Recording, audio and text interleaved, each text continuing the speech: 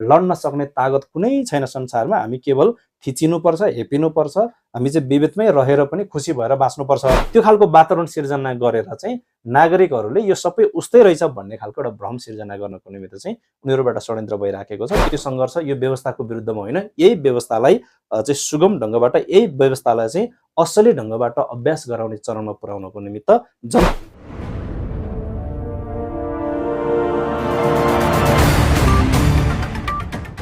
नमस्कार सम्पूर्ण दर्शक महानुभावहरूलाई, यहाँहरू सम्पूर्णलाई युगबोध टिभीमा हार्दिक स्वागत गर्दछु। दर्शक महानुभावहरू, विभिन्न व्यक्तित्वहरूसँग कुराकानी गर्ने क्रममा आज भने हामीसँग हुनुहुन्छ मङ्गोल नेसनल अर्गनाइजेसनको 6औं राष्ट्रिय महाधिवेशनबाट केन्द्रीय प्रवक्ता जस्तो पदमा निर्वाचित हुनुभएका रिन्चेन तामाङज्यू। हामी उहाँसँग विविध विषयमा कुराकानी गर्नेछौँ। कुराकानी सुरु गर्नुभन्दा अगाडि आउनुहोस् उहाँलाई आजको हाम्रो यस कार्यक्रममा स्वागत गरौँ। स्वागत छ रिन्चेनजी। हजुर, हस्, धन्यवाद। सर्वप्रथम त यहाँलाई केन्द्रीय प्रवक्ता जस्तो पदमा निर्वाचित हुनुभएको छ, यहाँलाई कार्यकाल सफलताको शुभकामना व्यक्त गर्न चाहन्छु। र पछिल्लो समयमा चाहिँ अब मङ्गोल नेसनल अर्गनाइजेसनको 6औं राष्ट्रिय महाधिवेशन चाहिँ भव्य र सभ्य रूपमा समापन भएर आइसकेपछि अब आगामी दिनहरूमा चाहिँ के कसरी सङ्गठन अगाडि बढ्नेछ? मङ्गोल नेसनल अर्गनाइजेसनको भर्खरै सम्पन्न भएको सङ्गठनको ऐतिहासिक 6औं राष्ट्रिय महाधिवेशन सम्पन्न भएर आइसके पछाडि विशेष गरी महाधिवेशनले पास गरेको आगामी कार्यकालमा रहेको नेतृत्व पङ्क्तिहरूले समग्र देशवासी नागरिक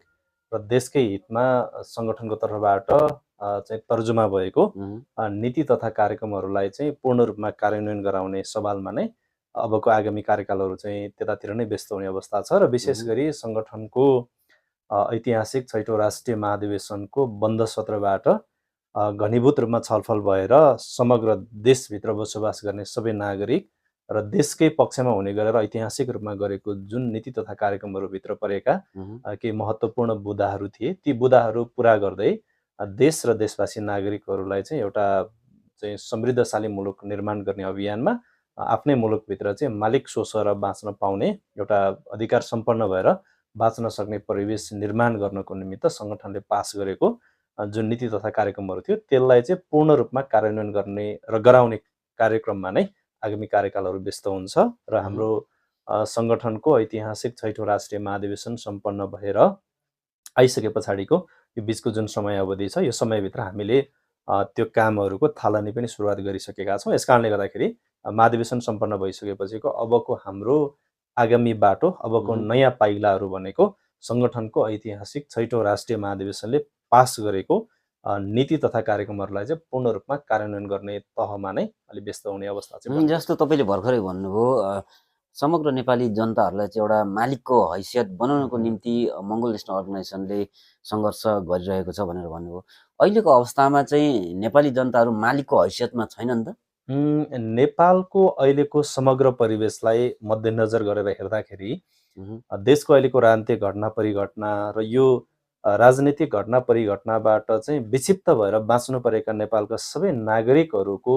अहिलेको वास्तविक तहमा पुगेर नागरिकहरूले चाहिँ जिराखेको जीवनयापन र दैनिकीहरूलाई नजिकबाट यसलाई चाहिँ हेर्ने हो भनेदेखि चाहिँ नेपालका सबै नागरिकहरूले मालिक सोचेरको जीवन जिउन पाइराखेको अवस्था छैन। यो किन पनि छैन भन्दा विश्व राजनीतिको ध्रुवीकरण र नेपालमै परिराखेको त्यो ध्रुवीकृत राजनीतिको कारणले नेपालमा परेको जुन एउटा असर छ, यो असरभित्र रहेका नेपालका बहुसङ्ख्यक नागरिकहरू चाहिँ यो अल्पसङ्ख्यक मान्छेहरूबाट चाहिँ शासित भएर बाँच्नु पर्दाको पीडा र यही बिचबाट चाहिँ नेपालका सबै नागरिकहरूले, किनभने हामी संसारको विकसित मुलुकहरूलाई हेरौँ, विश्वका विकसित मुलुकका नागरिकहरूले चाहिँ आफ्नै मुलुकमा मालिक सोचेरको जीवनयापन जिउनको निमित्त उसले अहिले उपभोग गरिराखेको जति चाहिँ सुविधाहरू छ, त्यो सुविधाबाट चाहिँ नेपालका बहुसङ्ख्यक नागरिकहरू चाहिँ बहुत टाढा बसेर चाहिँ बाँच्नु परेको अवस्था छ। अथवा त्यो चाहिँ संसारका मालिक भएर बाँचेका नागरिकहरूले प्राप्त गरेको सुविधा चाहिँ हाम्रो देशको नागरिकले पनि त्यो प्राप्त गर्न सक्छन्, यो प्राप्त गर्न आवश्यक छ भन्ने सम्मको चेतना नभइकन बाँच्नु परेको नेपालको नागरिकहरू चाहिँ अहिले मालिकको स्थितिमा बाँच्न नपाएको स्थिति छ। यस कारणले गर्दाखेरि विश्वको अहिलेको विकसित मुलुकका नागरिकहरूले जुन एउटा जीवनयापन दैनिकीहरू बिताउँदै आइराखेको छ, त्यो उनीहरूले उपभोग गरेको सुविधा चाहिँ हामी संसारभरकै मानवहरूले चाहिँ यो संसारमा मानवको रूपमा जन्म भइसके पछाडि प्राप्त गर्नुपर्ने अधिकारबाट त्यो खालको सुविधाबाट चाहिँ हामीलाई वञ्चित पारेको छ। त्यो सुविधा उपभोग गरिसकेपछि मात्रै बल्ल हामी चाहिँ एउटा चाहिँ सक्षम नागरिकको रूपमा र एउटा मालिक नागरिकको रूपमा बाँच्न पाउने अवस्था बनिन्छ भन्ने कुरालाई निर्क्युल गर्दै नेपालको चाहिँ बहुसङ्ख्यक नागरिकहरूको चेतनाभित्र नै त्यो सुविधा हामीले उपभोग गर्नुपर्छ भन्ने चेतना पनि नरहेको कारणले गर्दाखेरि चाहिँ अहिलेको देशको नागरिकहरू चाहिँ मालिकको जीवनयापन जिइराखेको छैनन् भन्ने कुरा चाहिँ हाम्रो ठम्याइ हो र यही कुरालाई चाहिँ पुरा गर्नको निमित्त र नागरिकहरूको चेतनामा हामी चाहिँ संसारमा मानव भएर जन्मिसकेपछि प्राप्त गर्नुपर्ने हाम्रो जुन चाहिँ अधिकारहरू छ संसारभरिका मानवहरूले प्रयोग गरेर आइराखेका अधिकारहरू त्यो प्राप्त नगरिकन मर्नु चाहिँ हाम्रो अहिलेको व्यवस्था हो भन्ने कुरा जगजाहेर गराउने अभियानमा हामी लागिरहेका छौँ। जस्ता तपाईँले भन्नुभयो अनुसार संसारका विभिन्न देशका व्यक्तिहरूले उपभोग गरेका विभिन्न किसिमका सेवा सुविधाहरू एउटा मानव भएर जन्मिसकेपछि नेपालको जनताहरूले पनि उपभोग गर्नु पाउनुपर्छ भनेर भन्नुभयो। ती सेवा सुविधाहरू चाहिँ के कस्ता सेवा सुविधाहरू छन् होला अलिकति प्रश्न दिनुभयो भने? जस्तै अब उदाहरणको निमित्त नेपालभित्र बसोबास गर्ने बहुसङ्ख्यक नागरिक र चाहिँ विश्वका विकसित मुलुकका मान्छेहरूले अहिले प्राप्त गरिराखेको अथवा उनीहरूले उपभोग गरिराखेको सेवा सुविधाहरू जस्तै नेपालको हकमा अहिलेको नेपालको बहुसङ्ख्यक नागरिकहरूले आफ्नै माटोमा जन्मेर आफ्नै माटोमा हुर्किएर यही माटोको हामी मालिक हौँ भनेर उसले भन्न पनि नपाउने स्थिति र त्योभन्दा पनि बेद एउटा दुःखद कुरा चाहिँ के हो भन्दाखेरि संसारकै विकसित मुलुकहरूको हकमा हामीले त्यसलाई चाहिँ निहालेर हेर्न सक्यौँ भनेदेखि त्यो मुलुकमै त्यही माटोमा जन्मी हुर्केका मान्छेहरूले उपभोग गर्दै आइराखेको विशेष सुविधा भनेको राजनैतिक अधिकार सहितको सुविधा चाहिँ विश्वका नागरिकहरूले अथवा संसारभरिको चाहिँ विकसित मुलुकको नागरिकहरूले त्यो प्राप्त गरिराखेको छ र त्यो सुविधालाई उपभोग पनि गर्दै आइराखेको अवस्था छ। तर नेपालको हकमा चाहिँ भइदियो के भन्दाखेरि विश्वका सबै नागरिकहरूले विकसित मुलुकका नागरिकहरूले आफ्नै मुलुकमा जन्मेर बाँचेर हुर्किसके पछाडि चाहिँ समाजमा बाँच्ने बेलामा समाजमा हुर्किने बेलामा आफूले प्राप्त गर्नुपर्ने सबै किसिमका नैसर्गिक अधिकारहरू प्रत्याभूति गर्नको निमित्त राजनैतिक रूपमा उसले जसरी सुविधा उपभोग गर्छन् त्यो सुविधाबाट नेपालको बहुसङ्ख्यक नागरिकहरू चाहिँ अहिले पनि टाढा रहिराख्नु परेको अवस्था छ। यस कारणले गर्दाखेरि हामीले उदाहरणको रूपमा चाहिँ हामीले के हेर्न सक्छौँ भन्दाखेरि संसारको समृद्धशाली मुलुकहरू संसारको विकसित मुलुकहरू र त्यही माटोमा जन्मी हुर्केका मान्छेहरूले प्राप्त गर्दै आइराखेको चाहिँ सुविधा अथवा उनीहरूले उपभोग गरेको सुविधा भनेको राजनीतिक अधिकार सहितको सुविधा चाहिँ उपभोग गर्दै आइराखेको अवस्था छ। तर नेपाली जनतामा त्यो अधिकार छैन त अहिले। नेपालको हकमा चाहिँ कसरी आइदियो भन्दाखेरि त्यो राजनीतिक अधिकार चाहिँ स्वतन्त्र हिसाबले राजनीतिक अधिकार प्राप्त भएको अवस्था छैन। त्यसमा चाहिँ जस्तै उदाहरणको निमित्त नेपालमा चाहिँ कस्तो भइराखेको छ भन्दाखेरि नेपालको बहुसङ्ख्यक नागरिकहरू देशमा लोकतान्त्रिक व्यवस्था सुरुवात भइसके पछाडि राजनैतिक हक अधिकार स्थापित गर्नको निमित्त राजनैतिक रूपमा उसले आफ्नो अधिकार प्राप्त गर्नको निमित्त उसले गर्ने कर्म र त्यो सुविधा उपभोगको निमित्त उसले आफूले स्वतन्त्रपूर्वक चाहिँ प्राप्त गर्न सकिराखेको अवस्था छैन नेपालको हकमा। अहिले पनि कस्तो भइराखेको छ भन्दाखेरि नेपालमा चाहिँ विभिन्न पोलिटिकल पार्टीको एजेन्डा मार्फत विभिन्न पोलिटिकल पार्टीहरूको उद्देश्य मार्फत उनीहरूले चाहिँ अगाडि सारेको दर्शन सिद्धान्त अनुसार त्यो दर्शन सिद्धान्तले हामी कुन गन्तव्यमा पुग्छौँ भन्ने समेत नबुझिकन उनीहरूको भरमा उनीहरूको लहैलयमा लागेर चाहिँ राजनैतिक अधिकार प्राप्त गर्नको निमित्त अथवा राजनैतिक सुविधा उपभोग गर्ने एउटा नाममा सङ्घर्ष गरेको भए तापनि ओरिजिनली रूपमा अथवा त्यसलाई वास्तविक रूपमा नेपालको बहुसङ्ख्यक नागरिकहरूले चाहिँ त्यो राजनैतिक अधिकार अझैसम्म पनि नेपालका बहुसङ्ख्यक नागरिकहरूको चेतनामा त्यसलाई चाहिँ वास्तविक रूपमा उसले चेतनशील भएर चाहिँ प्राप्त गर्न सकिराखेको अवस्था छैन। अहिले कस्तो भयो भन्दाखेरि नेपालमा भएका अहिले विभिन्न पोलिटिकल पार्टी र त्यो पोलिटिकल पार्टीको क्याडर भएर हिँडेका मान्छेहरू चाहिँ कुन उद्देश्यले हिँडिराखेको छ भन्दाखेरि मैले यो पोलिटिकल पार्टीबाट लडेको लडाइँबाट मैले हासिल गर्ने उपलब्धिले चाहिँ नेपालको बहुसङ्ख्यक चाहिँ नागरिकहरू अथवा बहुसङ्ख्यक समुदायहरू र समग्र देशको हितमा चाहिँ मैले गरेको कन्ट्रिब्युसनले के बेनिफिट हुन्छ भन्ने कुराको उसलाई चाहिँ त्यो चेतना हुँदैन। केवल त्यसमा के मात्रै छ भन्दाखेरि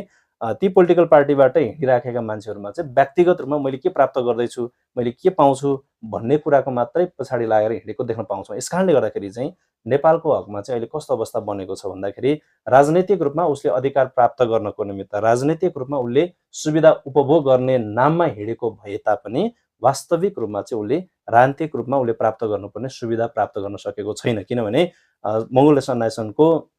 संस्थापक प्रेसिडेन्ट महामहिम डाक्टर गोपाल गुरुङज्यूले भन्नुभएको छ अथवा उहाँले बताउँदै आउनुभएको कुरा भनेको पोलिटिकल पावर भनेको चाहिँ सबै बन्द ढोकाहरू खुल्ने मूल चाबी हो भन्ने कुरा छ। तर नेपालको हकमा अहिलेसम्म चाहिँ अहिले पछिल्लो समयको करिब करिब यो 7 दशकको इतिहासलाई हामीले हेऱ्यौँ भने पनि यो 7 दशकको इतिहासमा त्यो राजनीतिक सत्ता र शक्ति आफ्नो हातमा पार्नको निमित्त सङ्घर्ष गरेका हाम्रा चाहिँ बाजेहरूको पुस्ताले, हाम्रो बुवाहरूको पुस्ताले र हाम्रै पुस्ताले पनि गरेको सङ्घर्षबाट उसले हासिल गरेको उपलब्धिले चाहिँ समग्र बहुसङ्ख्यक नागरिक र देशको हितमा त्यो उपलब्धि हासिल भएको देखिएको छैन। यस कारणले गर्दाखेरि चाहिँ नेपालको हकमा अहिलेसम्मको स्थितिलाई हामीले निहालेर हेर्ने हो भनेदेखि चाहिँ नेपालमा अझै पनि वास्तविक रूपमा राजनैतिक रूपमा उसले त्यो सुविधा उपभोग गर्न पाएको अवस्था छैन। यसलाई चाहिँ वास्तविक रूपमा राजनीतिक चाहिँ अधिकार प्राप्त गर्नको निमित्त त्यो राजनैतिक सुविधा उपभोग गरेर उसले प्राप्त गर्ने उपलब्धिहरू हासिल हुने कुराहरू देखाउनको निमित्त चाहिँ मङ्गोलियासन नायसन अहिलेको नेपालको यो विषम परिस्थितिको राजनीतिक अभियानको बिचबाट चाहिँ सङ्घर्ष गरेर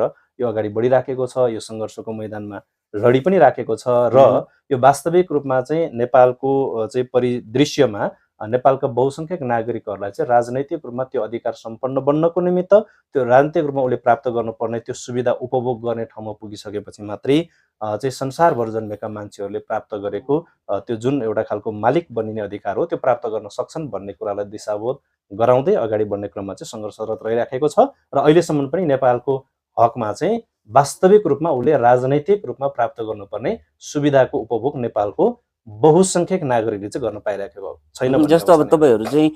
नेपालका बहुसङ्ख्यक नागरिकहरूलाई चाहिँ त्यो किसिमको राजनैतिक चेतना भर्ने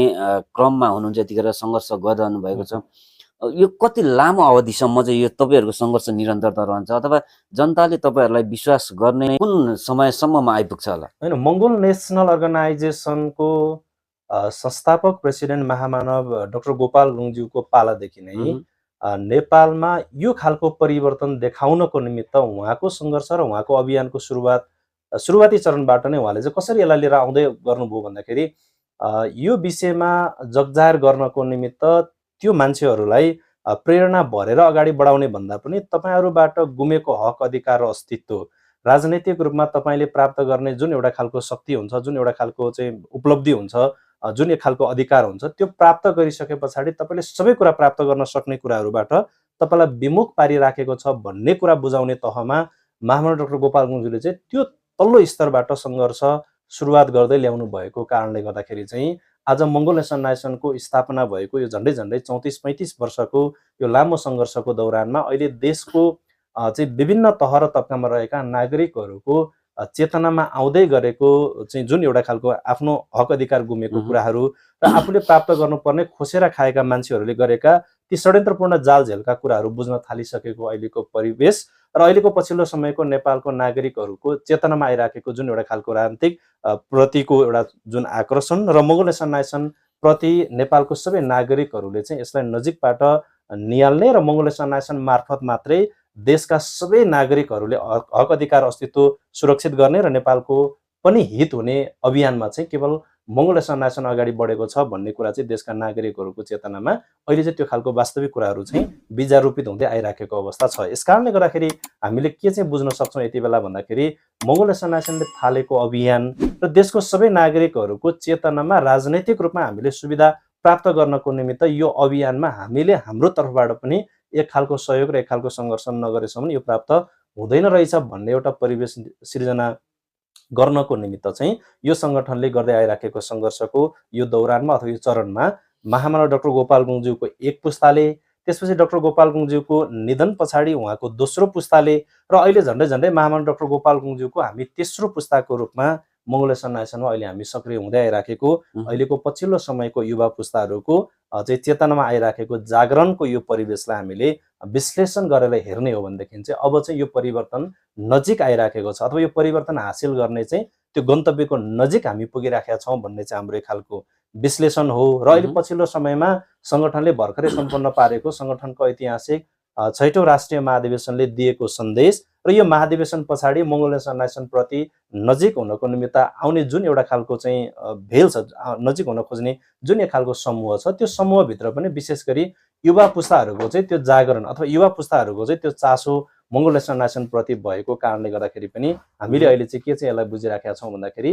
हामीले चाहेको जस्तो परिवर्तन हासिल गर्नको निमित्त मङ्गोल नेसन नायसनले ल्याउन खोजेको परिवर्तन हासिल गर्नको निमित्त हामीले अहिलेको देशको सबै नागरिकको तहबाट यसलाई चाहिँ निहालेर हेर्दाखेरि चाहिँ सङ्गठनले ल्याउन आँटेको परिवर्तनको नजिक चाहिँ हामी पुगिसकेका छौँ। मङ्गोल नेसनल नायसनले अबको चाहिँ केही वर्षहरू पछाडि नै, केही समयहरू पछाडि नै देशको सबै नागरिकहरूको हृदयभित्र नै महामना डाक्टर गोपाल गुरुङज्यूको वास्तविक सिद्धान्त र दर्शनहरू प्रवेश पाइसके पछाडि एमएनओले ल्याउन खोजेको परिवर्तन चाहिँ हासिल हुन्छ भन्ने अवस्थामा हामी लागेका छौँ। यस कारणले गर्दाखेरि पनि यो परिवर्तन चाहिँ संस्थागत हुनको निमित्त अब चाहिँ त्यो लामो समय छैन, किनभने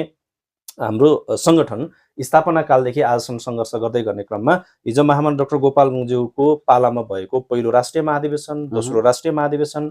तेस्रो राष्ट्रिय महाधिवेशन, चौथो राष्ट्रिय महाधिवेशन, महामना डाक्टर गोपाल गुरुङज्यूको निधन भइसके पछाडि सम्पन्न भएको सङ्गठनको 5औं र 6औं राष्ट्रिय महाधिवेशन, यो झन्डै झन्डै अहिलेसम्म सङ्गठनको इतिहासमा भएको 6वटा राष्ट्रिय महाधिवेशन, महाधिवेशनले पास गरेको नीति कार्यक्रम र महाधिवेशनले पास गरेको नीति कार्यक्रम मार्फत चाहिँ देशको नागरिकहरूको चाहिँ हृदयमा चाहिँ पलाएको जुन एउटा खालको जागरणलाई हामीले चाहिँ विश्लेषण गरेर हेर्दाखेरि चाहिँ एमएनओले चाहेको परिवर्तन हासिल गर्नको निमित्त अब त्यो लामो समय छैन। मात्रै खाँचो के छ भन्दाखेरि देशको बहुसङ्ख्यक नागरिकहरूले एमएनओको कुरा बुझिसकेका मान्छेहरूले नै अहिले निर्णय गरेर हामी चाहिँ एमएनओ नै अब चाहिँ अन्तिम देशको परिवर्तन गर्न सक्ने अबको अन्तिम शक्ति नै एमएनओ रहेछ भनेर त्यो निर्णय गरि नसकेको कारणले गर्दाखेरि मात्रै यो ढिला भएको हो कि जस्तो खालको चाहिँ हाम्रो मनमा परेको छ। तर रिन्जनजी, तपाईँहरू मङ्गोल नेसनल अर्गनाइजेसनले भने जस्तै लोकतन्त्र, धर्मनिरपेक्ष र प्रान्तीयताका मुद्दाहरू उठाइरहँदा अहिले देशमा वर्तमान समयमा चाहिँ त्यही शासन व्यवस्थाहरू देशमा लागू भइरहेको छ। तर अझै पनि मङ्गोल नेसनल अर्गनाइजेसन चाहिँ निरन्तर सङ्घर्ष गरिरहेको छ। यसका बावजुद पनि मङ्गोल नेसनल अर्गनाइजेसन देशमा कुन किसिमको शासन व्यवस्था चाहिँ स्थापित गर्न चाहन्छ त? होइन, यही त हामीले चाहेको लोकतन्त्र, धर्मनिरपेक्ष र प्रान्तीयताको शासन व्यवस्था मुलुकमा सुरु भएको भए तापनि यसलाई पनि निखार्नको निमित्त अथवा मङ्गोल नेसनल नायसनले चाहिँ महामना डाक्टर गोपाल गुरुङज्यूकै पालादेखिबाट उहाँले मङ्गोल नेसनल नायसनको स्थापना गर्नुभन्दा पूर्व नै देशको समग्र शासन व्यवस्था र देशको नागरिकहरूको हितको निमित्त उहाँले लोकतन्त्र, धर्मनिरपेक्ष र प्रान्तीयताको निमित्त उहाँले त्यो सङ्घर्ष, त्यो आवाज उठाउँदै चाहिँ अहिले मङ्गोल नेसनल नायसनले चाहेकै जस्तो लोकतन्त्र, धर्मनिरपेक्ष, प्रान्तीयताको परिवर्तन देशमा देखा परेको भए तापनि यो लोकतन्त्र, यो धर्मनिरपेक्ष र यो प्रान्तीयताको व्यवस्थालाई हाँक्ने मान्छेहरू चाहिँ फेरि केबाट ग्रसित भएका मान्छेहरू भए भन्दा त्यो लोकतन्त्रको वातावरणबाट, त्यो धर्मनिरपेक्षको चाहिँ संस्कारबाट, त्यो प्रान्तीयता संघीयताको परिवेशबाट हुर्किएका नेतृत्व पङ्क्तिको हातमा चाहिँ अहिले देश पुग्न सकेको अवस्था छैन। देशमा लोकतन्त्र, धर्मनिरपेक्ष र प्रान्तीयता आयो, तर कुन संस्कारमा हुर्केका मान्छे आए भन्दाखेरि त्यो तानाशाही एकल केन्द्रीकृत शासन व्यवस्थामा हुर्किएका मान्छे, त्यो वातावरण प्राप्त गरेका मान्छे, त्यही सोचले ग्रस्त भएका मान्छेको हातमा त्यसको शासन व्यवस्था रहेको कारणले गर्दाखेरि चाहिँ लोकतन्त्र, धर्मनिरपेक्ष र प्रान्तीयताको असली अभ्यास भइसकेको अवस्था छैन। मङ्गोल नेसनल नायसनले चाहेको वास्तविक परिवर्तन भनेको लोकतन्त्र, धर्मनिरपेक्ष, प्रान्तीयता मार्फत नै देशमा समानता, स्वतन्त्रता र भातृत्व अपनाएर देशको सबै नागरिकहरूलाई आफ्नै माटोमा, आफ्नै मुलुकमा मालिक स्वसरको जीवनयापन गर्न सक्ने एउटा परिस्थिति सिर्जना गर्ने नै एमएनओको उद्देश्य हो र त्यही अभियानमा एमएनओ निरन्तर अहिले सङ्घर्षरत हिजोको दिनमा नि थियो, आज पनि छ र भोलिसम्म पनि यो सङ्घर्षरत रहि नै राख्नेछ। अहिले अब मङ्गोल नेसनल नायसनले यो अवस्थामा उभिँदै गर्ने क्रममा देशमा अहिले लोकतन्त्र, धर्मनिरपेक्ष र प्रान्तीयताको व्यवस्था छ, यसको विकल्पमा अरू व्यवस्थाको निमित्त सङ्घर्षरत भन्ने कुरा होइन। यो लोकतन्त्र, धर्मनिरपेक्ष र प्रान्तीयताको मुद्दा दिने व्यक्ति अथवा यो व्यवस्थाले मात्रै देशको सबै नागरिकहरूलाई चाहिँ मालिक स्वसरको जीवन जिउन सक्ने परिस्थिति निर्माण गर्छ भनेर यो मुद्दा दिने व्यक्ति पनि यो सङ्गठनको संस्थापक प्रेसिडेन्ट महामना डाक्टर गोपाल गुरुङज्यू हुनुहुन्थ्यो। अब यसलाई हाँक्नको निमित्त पनि, लोकतन्त्र, धर्मनिरपेक्ष र प्रान्तीयता हाँक्नको निमित्त पनि यही परिवेशमा हुर्किएको मान्छे, यही वातावरणमा हुर्किएको मान्छे र यसैलाई अभ्यास गरेर आएको मान्छेको हातमा यो देशको नेतृत्व पङ्क्ति अथवा यो देशलाई चाहिँ हाँक्ने एउटा खालको नेतृत्व पङ्क्तिमा पुगिसकेपछि मात्रै त्यो परिवर्तन देखा पर्न थाल्दछ र देशको बहुसङ्ख्यक नागरिकहरूले पनि अथवा देशमा बसोबास गर्ने सबै नागरिकहरूले पनि लोकतन्त्रको उपलब्धि, धर्मनिरपेक्षले दिने अधिकार, प्रान्तीयताले प्राप्त हुने अवसरहरू चाहिँ यस्तो रहेछ भन्ने कुरा चाहिँ नजिकबाट निहाल्न सक्ने परिस्थिति निर्माण गर्नको निमित्त चाहिँ अहिले मङ्गोल नेसनल नायसन देशको आम नागरिकहरूबाट अनुमोदित भएर यो लोकतन्त्र, धर्मनिरपेक्ष र प्रान्तीयतालाई चाहिँ संस्थागत गर्दै यसको असली अभ्यासको निमित्त चाहिँ अहिले सङ्गठन चाहिँ सङ्घर्षरत छ। अहिलेको परिस्थितिमा एमएनओको सङ्घर्ष यो व्यवस्थाको विरुद्धमा होइन, यही व्यवस्थालाई चाहिँ सुगम ढङ्गबाट, यही व्यवस्थालाई चाहिँ असली ढङ्गबाट अभ्यास गराउने चरणमा पुर्याउनको निमित्त जनताबाट अनुमोदित भएर त्यो नीति निर्माणको तहमा एमएनओको नेता नेतृत्व पङ्क्ति, किनभने एमएनओको नेता नेतृत्व पङ्क्तिले लोकतन्त्र, धर्मनिरपेक्ष र प्रान्तीयताको वातावरण, त्यो परिवेश र त्यो संस्कारमा जन्मेर हुर्केर आएको नेतृत्व पङ्क्ति तयार गरेको कारणले गर्दाखेरि त्यही नेतृत्व पङ्क्ति देशको नीति निर्माणको तहमा पुर्याउनको निमित्त जनताबाट अनुमोदित गराउने अभियानमा चाहिँ अहिले सङ्घर्षरत भइरहेको छ। जस्तो अब नेसनल अर्गनाइजेसनका नेता तथा कार्यकर्ताहरू अथवा मङ्गोल नेसनल अर्गनाइजेसनको हातमा नेपालको शासन सत्ता नआइन्जेलसम्म लोकतन्त्र, धर्मनिरपेक्ष र प्रान्तीयताकै शासन व्यवस्था नेपालमा लागू भए तापनि त्यो एकल केन्द्रीकृत शासन व्यवस्थामा हुर्किएका, त्यो संस्कारमा हुर्किएका व्यक्तिहरूबाट लोकतन्त्र, धर्मनिरपेक्षता र प्रान्तीयता पनि वास्तविक रूपमा चाहिँ त्यो जनताले महसुस गर्न सक्दैन भन्ने तपाईँहरूको ठम्मी हो? त्यो त अहिलेसम्मको जस्तै देशमा 62-63 को जनआन्दोलन पछाडि 63 सालमा देशमा जारी भएको त्यो अन्तरिम संविधानभित्र पनि लोकतन्त्र, धर्मनिरपेक्ष र प्रान्तीयता कुरा लेखिएको थियो। 63 देखि आज 2080 झन्डै 17 वर्ष हिसाब गरौँ र नेपालमा नयाँ संविधान जारी भएको 2072 देखि अहिले 2080, यो 8 वर्षको समय अवधिलाई निहालेर हेऱ्यौँ भने पनि त्यो कुरा त वास्तविक रूपमा जनताले अनुभूति गर्ने गरेर त्यो त देखिसकेको अवस्था छ। र अहिले चाहिँ देशको शासकहरूले चाहिँ अहिले के चाहिराखेका छन् भन्दाखेरि हिजोको चाहिँ एकल तानाशाही चाहिँ जुन एउटा केन्द्रीकृत शासन व्यवस्था पनि, राजतन्त्रात्मक व्यवस्था पनि, अहिलेको लोकतन्त्र पनि एकै त रहेछ नि, यो खासै परिवर्तन केही पनि हुने रहेन रहेछ, शैली उस्तै रहेछ भन्ने खालको एउटा भ्रम सिर्जना गरेर देशको नागरिकहरूबाट नै लोकतन्त्र, धर्मनिरपेक्ष र प्रान्तीयताको विरुद्धमा आवाज उठ्ने खालको एउटा वातावरण चाहिँ तयार गर्नको निमित्त, त्यो वातावरण सिर्जना गर्नको निमित्त देशका शासकहरूले चाहिँ त्यो षड्यन्त्र गरिराखेको अवस्था छ। यसकारणले गर्दाखेरि हाम्रो ड्युटी चाहिँ यति बेला के हो भन्दाखेरि लोकतन्त्रभित्र चाहिँ देशको आम नागरिकहरूले स्वतन्त्रपूर्वक आफूले राख्न पाउनुपर्ने कुरा, त्यहाँ अभिव्यक्ति स्वतन्त्रताको कुरा, प्रेस स्वतन्त्रताको कुरा, वाक स्वतन्त्रताको कुरा, यो सबै कुराहरूबाट चाहिँ लोकतन्त्रभित्र प्राप्त हुनुपर्ने त्यो अधिकारबाट चाहिँ वञ्चित पारिराखेको छ। धर्मनिरपेक्षभित्र धर्मनिरपेक्ष त सबै धर्म मान्ने मान्छेहरूलाई धर्ममाथिको आस्था चाहिँ व्यक्तिको त्यो चाहिँ निजी कुरा हो हैन। देश चाहिँ कुनै पनि धर्ममाथि आस्थावान हुनु हुँदैन, नागरिक मात्रै कुनै पनि धर्ममाथि आस्था राख्ने एउटा चाहिँ आस्थावान व्यक्ति बन्न सक्छ, व्यक्तिगत कुरा हो, उसको निजी कुरा हो, निजी जीवनको कुरा हो। त्यसकारणले गर्दाखेरि धर्मनिरपेक्षले चाहिँ सबै धर्म मान्ने मान्छेहरूलाई चाहिँ एकै नजरबाट समानताको दृष्टिले हेर्न सक्ने परिवेश निर्माण गर्नुपर्छ भन्ने परिकल्पना हो त्यसको। प्रान्तीयताको परिकल्पना भनेको देशको अहिलेको तल्लो तहमा रहेको नागरिकहरू जसले राज्यको मूलधारसम्म आएर चाहिँ आफ्नो समस्याहरू, आफ्नो दुःखहरू, आफ्नो व्यथाहरू राख्न नसक्ने त्यो तल्लो तहको नागरिकहरूलाई पनि चाहिँ प्रान्तीयता मार्फतबाट चाहिँ स्थानीय तह हुँदै स्थानीय तहबाट अलिकति अभ्यास गरेर ऊ अगाडि बढ्छ, प्रान्तमा आइपुग्दा उसले अझै अब्बल भएर आउँछ,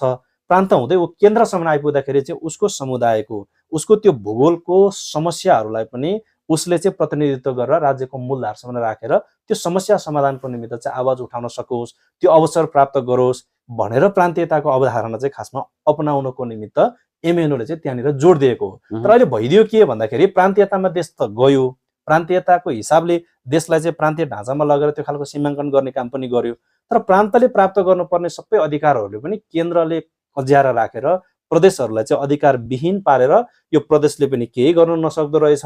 भन्ने खालको एउटा भ्रम सिर्जना गरेर चाहिँ नागरिकको तहबाट वास्तविक लोकतन्त्र, धर्मनिरपेक्षता र प्रान्तीयता चाहिँ कस्तो हुन्छ त? हैन, वास्तविक रूपमा लोकतन्त्रभित्र त सबै नागरिकहरूले चाहिँ स्वतन्त्रपूर्वक उसले त्यहाँ लोकतन्त्रभित्रको त्यो लोकतान्त्रिक व्यवस्थालाई टेकेर समाज विकासको निमित्त उसले त्यहाँनिर चाहिँ अवलम्बन गर्ने सूत्र भनेको समानता, स्वतन्त्रता र भातृत्व हुन्छ। लोकतान्त्रिक व्यवस्थाभित्र देशको सबै नागरिकहरूलाई हेर्ने चस्माको नजर चाहिँ एउटै लेभलको हुन्छ। सबैले स्वतन्त्रता प्राप्त गर्छन्, सबैले भातृत्व प्राप्त गरिराखेका हुन्छन्। तर अहिलेको देशको अवस्था के छ भन्दाखेरि अहिले पनि नेपालको रङ, नेपालको परिवेश, नेपालको अहिलेको शासन व्यवस्थालाई हामीले हेऱ्यौँ भनेदेखि हिजो 46-47 को पछाडिको शासन व्यवस्था पनि उस्तै थियो, नेता नेतृत्व पनि उस्तै थियो हैन, 62-63 पछाडिको अवस्था पनि त्यही थियो। यसले चाहिँ के देखाउन खोजिराखेको छ भन्दाखेरि अहिलेको लोकतान्त्रिक व्यवस्था पनि एउटै त रहेछ नि, खासै केही पनि फरक रहेन रहेछ भन्ने पार्न खोजिराखेको छ। त्यसो होइन, लोकतान्त्रिक व्यवस्था भनेको नेपालको हकमा देशमा लोकतन्त्र हासिल भइसके पछाडि, देशमा लोकतान्त्रिक व्यवस्था स्थापित भइसके पछाडि यो देशको संरचनागत कुराहरू भयो, यो देशको नेतृत्व पङ्क्तिको कुराहरू भयो, यो देशमा स्थापित हुनुपर्ने र समाजले प्राप्त गर्ने जुन एउटा सामाजिक अधिकार हुन्छ, यो सबै कुरामा चाहिँ एउटा खालको बदलाव परिवर्तन आउनु पर्थ्यो, त्यो आउन सकेको छैन। वास्तविक रूपमा लोकतन्त्रको असली अभ्यास भएको देशहरू अहिले संसारको हामी लोकतन्त्रको चाहिँ अभ्यास गरेर संसार कहाँबाट कहाँ पुगिसकेका चाहिँ संसारको विकसित मुलुकहरूलाई नि हेर्न सक्छौँ। र नेपालको हकमा चाहिँ यति बेला भइदिएको के छ भन्दाखेरि लोकतन्त्रको नाम गरेको छ, उही चाहिँ हिजोको एकल तानाशाही केन्द्रीकृत शासन व्यवस्थाको जस्तै चाहिँ त्यो खालको लक्षण देखाउने होइन, त्यो खालको संस्कार हाल्न खोजे पछाडि चाहिँ देशको नागरिकले त्यो असली अनुभूत गर्न पाएका छैनन्। मङ्गोल नेसनले चाहिँ लोकतन्त्रको असली अभ्यास गरेर समानता, स्वतन्त्रता र भातृत्व सहितको एउटा व्यवस्था ल्याउने काम गर्छ। धर्मनिरपेक्षभित्र सबै धर्महरूले बराबर अधिकार प्राप्त गर्ने एउटा खालको व्यवस्था ल्याउँछ। अब अहिलेको परिवेश त के छ भन्दा देशलाई धर्मनिरपेक्ष भनेको छ, तर हिजो चाहिँ देशमा धर्मनिरपेक्षता लागू भएको संविधान जारी हुनुभन्दा पहिला देशको अवस्था जस्तो थियो अहिले पनि त्यस्तै खालको चाहिँ पार्न खोजिरहेको छ। प्रान्तीयताभित्र चाहिँ मङ्गोल नेसनले स्पष्ट रूपमा चाहिँ आफ्नो कुरा राख्दै आइराखेको छ। यो चाहिँ टक्सार भन्सार र चाहिँ यो परराष्ट्र नीति बाहेक अन्य सबै कुराहरू चाहिँ प्रान्तीय तहलाई छोडेर प्रदेशको चाहिँ आन्तरिक चाहिँ स्रोतहरूलाई चाहिँ उसले जम्मा गरेर आफ्नो प्रदेश विकास गर्ने कुरा, प्रदेशको चाहिँ शिक्षाको कुरा, स्वास्थ्यको कुरा, रोजगारको कुरा, यो सबै कुराहरूमा चाहिँ प्रान्तीय सभा आफैले नै निर्णय गर्न सक्ने गरेर त्यो निर्णय गर्ने अधिकार प्रत्यायोजन गरेर चाहिँ छाड्नुपर्छ भन्ने चाहिँ मङ्गोल नेसनको बुझाइ पनि हो। र चाहिँ मङ्गोल नेसनले देशमा हुने लोकतन्त्र, धर्मनिरपेक्ष र प्रान्तीयता व्यवस्थाभित्रको आवश्यक कुरा यो हो भन्ने कुरा चाहिँ हामीले यो चाहिँ 2065 सालका देशमा बन्दै गरेको चाहिँ जुन नयाँ संविधान बन्दै गरेको थियो त्यति बेला नै संवैधानिक आयोगलाई पनि एमएनओको तर्फबाट सुझावको रूपमा हामीले बुझाइसकेका थियौँ। र अबको आगामी दिनमा पनि एमएनओको निरन्तरको अभियान र लडाइँ चाहिँ के हुन्छ भन्दाखेरि यो लोकतन्त्रलाई, धर्मनिरपेक्ष र प्रान्तीयतालाई चाहिँ असली रूपमा अभ्यास गर्न नसकेसम्म देशको नागरिकले त्यसलाई अनुभूत गर्न सक्दैनन्। अनुभूत गर्न नपाएपछि त मान्छेले के गर्ने पर्यो भन्दा विरोध त गर्छनै गर्छन्। किनभने अहिले पनि हेरौँ न देशको अवस्था कस्तो छ भन्दाखेरि लोकतन्त्र जारी हुनुभन्दा पहिला पनि नेपालको चिन्हहरू त्यही थिए, झन्डाहरू त्यही थिए, नेपालको सबै कुरा, नेपाललाई चिन्ने कुरा, चिनाउने प्रतीकहरू त्यही थियो। लोकतन्त्र घोषणा भइसकेपछि त्यही छ। हिजो लोकतन्त्र घोषणा हुनुभन्दा नेपालका शासकहरू तिनै थिए, लोकतन्त्र घोषणा भइसकेपछि शासकहरू तिनै छन्। हिजो लोकतन्त्र घोषणा हुनुभन्दा पहिला पनि गाउँघर, बस्ती, कुना कन्दराहरू, विभिन्न भूगोलको चाहिँ विकट बस्तीहरूमा त्यही मान्छे त्यो चाहिँ गाउँका हर्ताकर्ता थिए, मालिक थिए। अहिले लोकतन्त्र घोषणा भएपछि तिनै मान्छेहरू हर्ताकर्ता बन्न खोजेको कारणले गर्दाखेरि चाहिँ त्यो बन्न खोजेको भन्दा पनि त्यो खालको वातावरण सिर्जना गरेर चाहिँ नागरिकहरूले यो सबै उस्तै रहेछ भन्ने खालको एउटा भ्रम सिर्जना गर्नको निमित्त चाहिँ उनीहरूबाट षड्यन्त्र भइराखेको छ। त्यसो हुन नदिनको निमित्त अहिलेको देशमा जारी भएको जुन एउटा लोकतन्त्र, धर्मनिरपेक्ष र प्रान्तीयताको व्यवस्था छ यसलाई चाहिँ शुद्धिकरणसहित संस्थागत गर्दै यसको असली अभ्यास गराउने चरणमा एमएनओ सङ्घर्षरत छ। र विशेष गरी यो लोकतन्त्र, धर्मनिरपेक्ष र प्रान्तीयताको असली अभ्यास चाहिँ एमएनओले गर्न चाहन्छ र लोकतन्त्रभित्र चाहिँ सबै नागरिकहरू फलेको फुलेको अब अहिले चाहिँ एक हिसाबको परिवर्तन त देखा पर्न थालेको छ। किनभने हिजो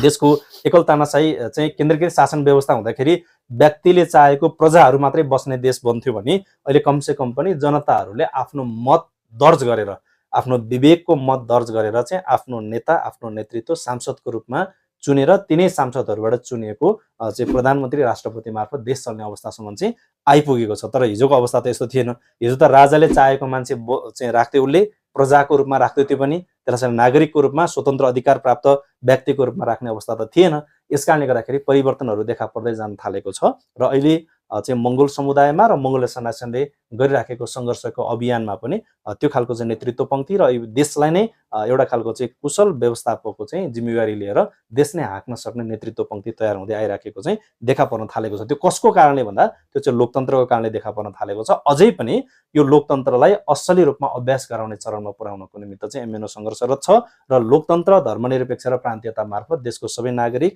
र देशकै हितमा हुने एउटा व्यवस्था सहितको चाहिँ एउटा सुगम व्यवस्था सहित नेपाल हाँक्नको निमित्त त्यो नेतृत्व पङ्क्ति तयार गर्ने अभियानमा एमएनओ निरन्तर सङ्घर्षरत रहेको कारणले गर्दाखेरि पनि यो लोकतन्त्र, धर्मनिरपेक्ष र प्रान्तीयताको असली अभ्यास चाहिँ कहिले हुन्छ भन्दा यसको निमित्त लड्ने व्यक्तिहरू नै, यसको निमित्त लड्नको निमित्त सङ्घर्ष गरेको नेतृत्व पङ्क्तिहरूले तयार गरेको नेतृत्व नबनेसम्म चाहिँ त्यो असली अभ्यासको चरणमा जाँदैन। यस कारणले गर्दाखेरि पनि एमएनओ चाहिँ अहिले चाहिँ लोकतन्त्र, धर्मनिरपेक्ष र प्रान्तीयतालाई